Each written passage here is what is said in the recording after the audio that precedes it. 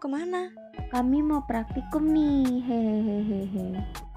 Oh, hati-hati ya kalian. Ingat gak aku pernah share video yang kecelakaan di lab itu? Iya.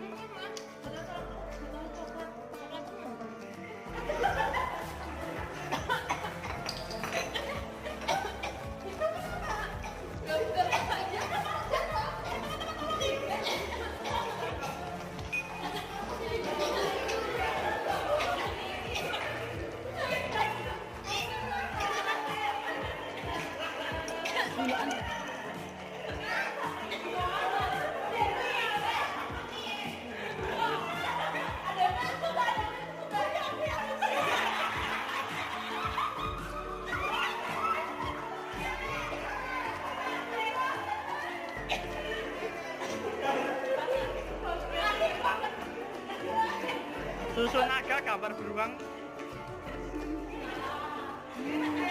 Enak banget loh.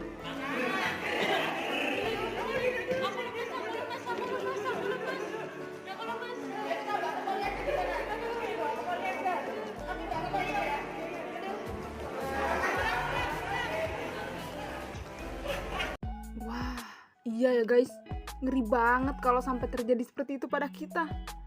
Kalau gitu, aku jadi ingat materi Bu Ira tentang keselamatan dan keamanan di laboratorium nih. Iya, aku juga baru ingat.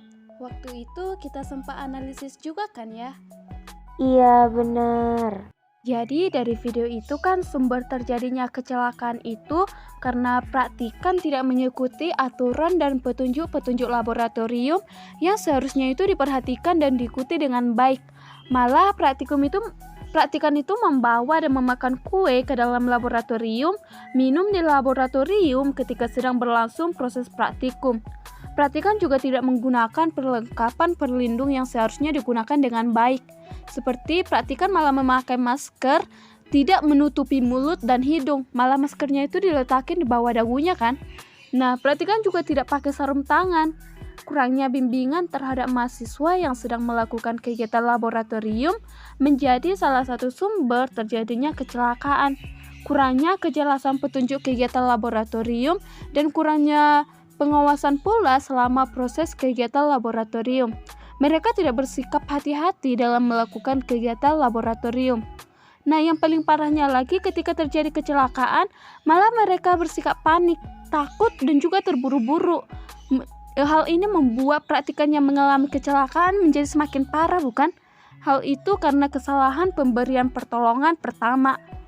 Nah, selanjutnya dari proses dari kecelakaan di laboratorium itu sudah seharusnya kita harus mengikuti aturan-aturan yang harus diperhatikan di dalam laboratorium, bukan? Nah, juga perlengkapan yang harus kita perhatikan selama di laboratorium itu harus memakai jas laboratorium, kacamata keselamatan, sepatu, pelindung muka, masker, sarung tangan, pelindung telinga, pembasuh mata,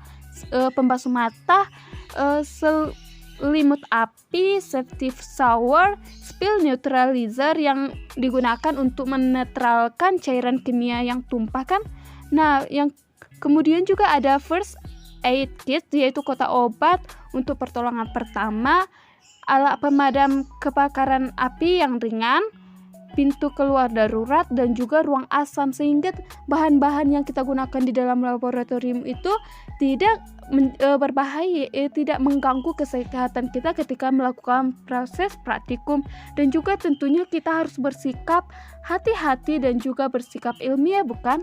Terus waktu itu kita juga melakukan penilaian terhadap bahaya dan risiko di laboratorium kan. Di situ kita sampai cari data gitu kan guys. Awalnya kita amati nih, ini botol kaca warnanya gelap, ini isinya apa ya? Oh, dan ternyata kayaknya ini isinya HCl, karena botol HCl kebanyakan kayak gitu kan.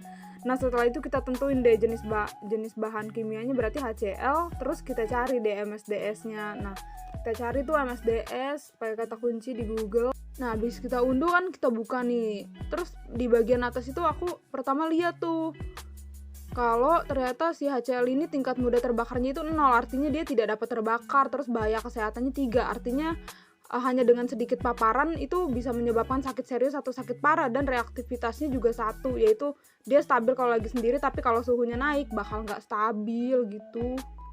Oh iya, kasihan ya itu praktikannya sampai sesak dan muntah-muntah gitu. Tapi emang dampak dari menelan HCl tuh seperti itu guys. Bahkan lebih parahnya bisa sampai muntah darah loh. Ih, serem gak sih? Nah, makanya harus cepat-cepat diberi pertolongan pertama, pakai air sama larutan garam ataupun susu kayak di video tadi, supaya HCl yang masuk dapat segera dimuntahkan. Betul, aku setuju. Selain itu harus bisa juga bekerja secara ergonomi ya. Namun di dalam video tadi terlihat bahwa praktikan tidak bekerja secara ergonomi karena praktikan terlihat sedang makan di dalam laboratorium. Kemudian praktikan tidak memperhatikan bahan-bahan kimia yang ada di sekitarnya.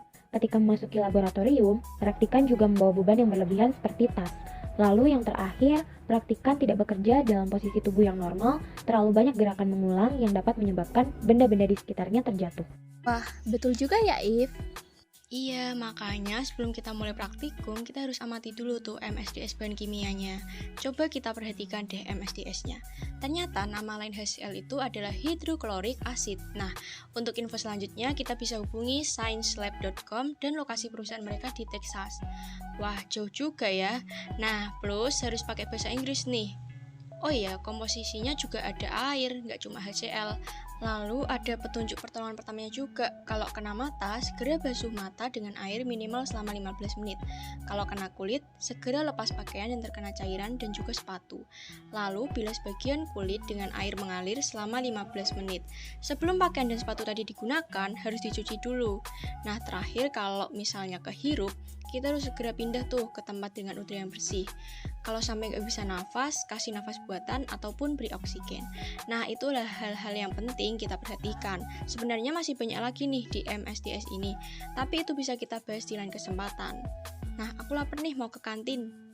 Wow, mantep ya pembahasan kita di tengah jalan ini.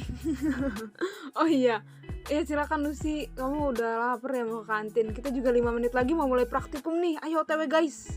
Oh, 5 menit lagi? Ya udah cepet sana ke lab. Oke, semangat ya guys. Bye.